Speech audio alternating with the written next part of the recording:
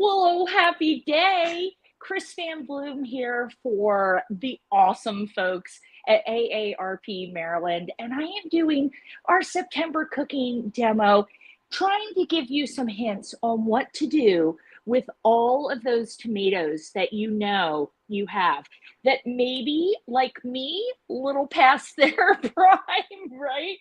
It is okay. We just had a couple of volunteer plants this year, had no idea what we were going to get. And I got a whole load of cherry tomatoes, different sizes. We've got some of the big daddies and some of the little sweet guys. So I wanted to show you just because the summer is coming to a close, and as a fall girly, I am so thrilled just because we want to use it. We don't want to let things go to waste. Even if some of these guys have split and they're dripping juice on you. Now, before I get to cooking, and I do have a couple of onions in a cast iron skillet here, just because I was feeling nervous, so I thought I'd get those rolling. You can ask questions, I believe, as we go through this. I would love to know what you're thinking, and I'm going to tell you how to make these kind of Italian Mediterranean beans. My husband says right now I'm bean obsessed, and I have to tell you, after the culinary medicine course that I took this summer, I am a little bean obsessed because as we're getting older, right? Really anyone, but we are looking for high fiber. We want high protein, lean protein, not just cheeseburgers. But we want some of that in our diet to give us that feel good food. And I've always been a little gun shy on the beans. I remember I had a friend in college, Jane, my freshman year, and she would always put chickpeas on her salads. I'd be like, ugh, and now I'm like, chickpea it up, baby. So let me tell you what I'm doing here. I just took some onions. Now check this out. I have a friend Elaine, and everybody needs a friend Elaine, who grows the most magical garden. And she brought me organic Walla Walla onions that she grew and she cut up. And she said, just pop them in the freezer and then you can use them whenever you like. It's a genius move. I totally love it.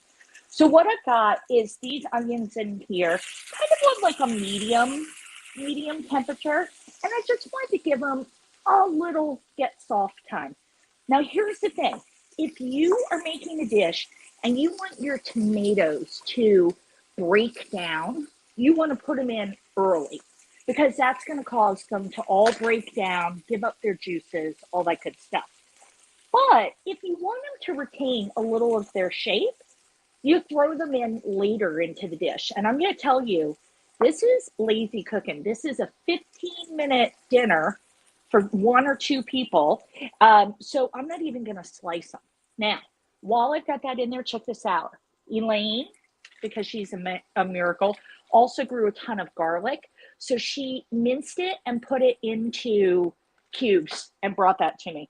So when I want, I just pull a cube out. It defrosts magically, really quickly. I don't defrost these. I just let them go. And then I'll have all this good garlic. Now, I want you to relax a little about all of this cooking, right? I don't want you to get all knotted up.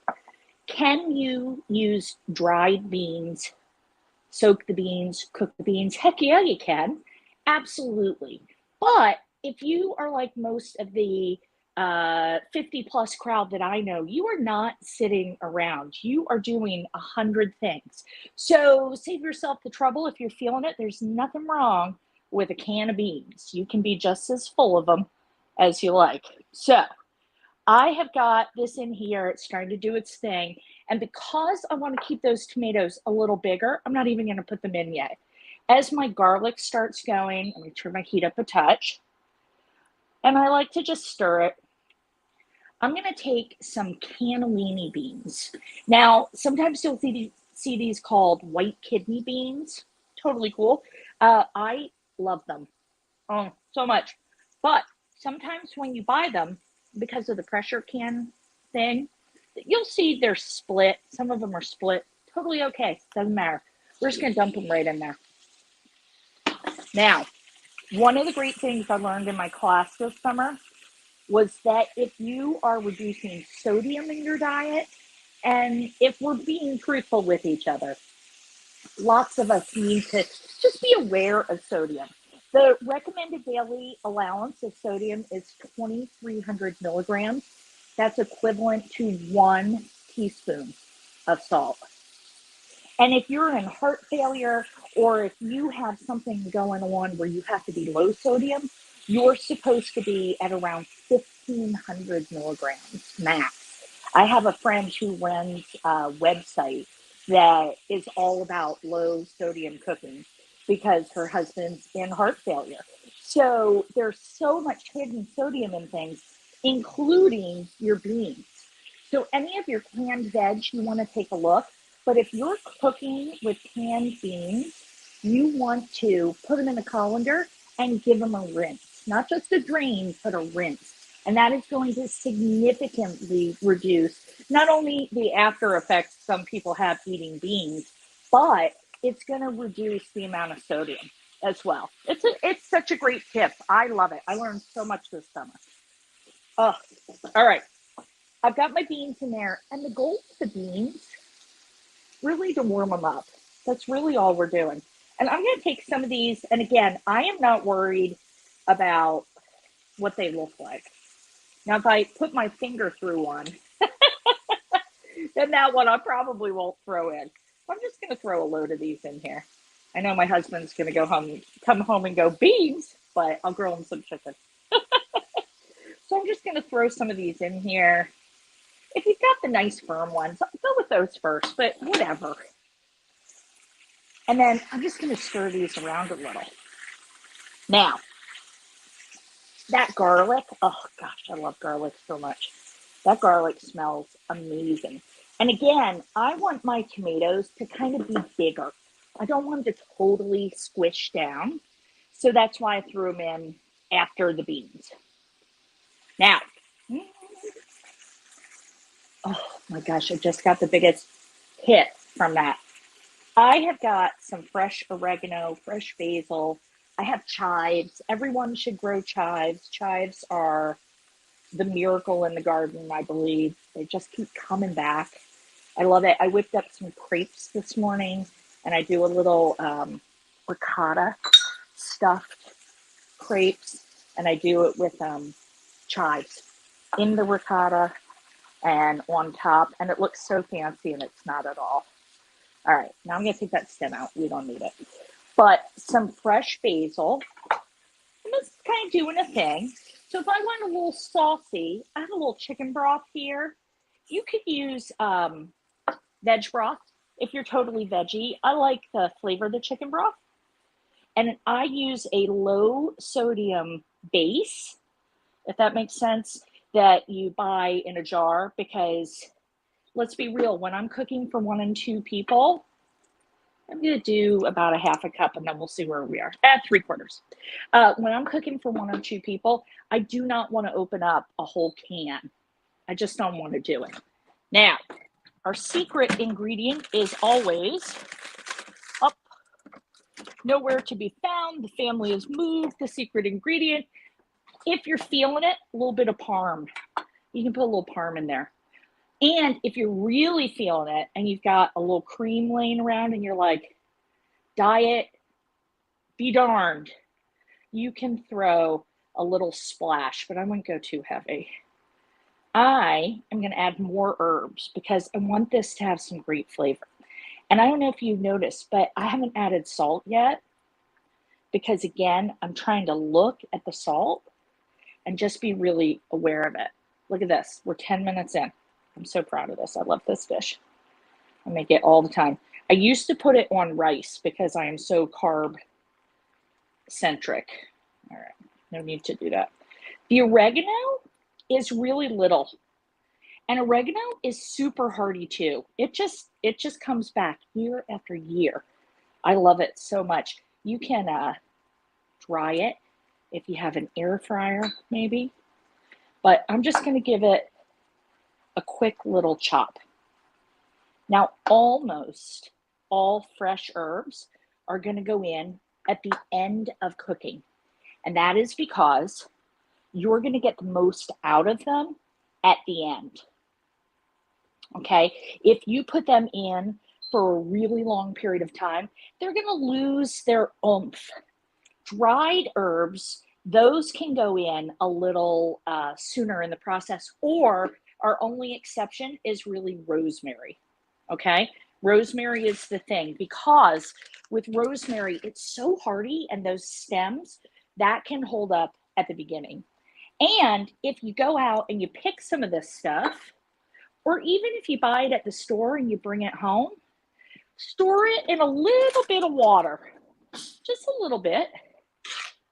All right, just a little bit, and store that in the fridge. It's going to keep them going for several days. All right, now I'm going to hit this with some serious pepper and taste it before I add any salt, because I know that we've got some salt in that broth, and I know that we've got some salt in those beans. It's kind of a little brothy bean thing I've got going on. I'm always afraid I'll burn my tongue, because I always burn my tongue.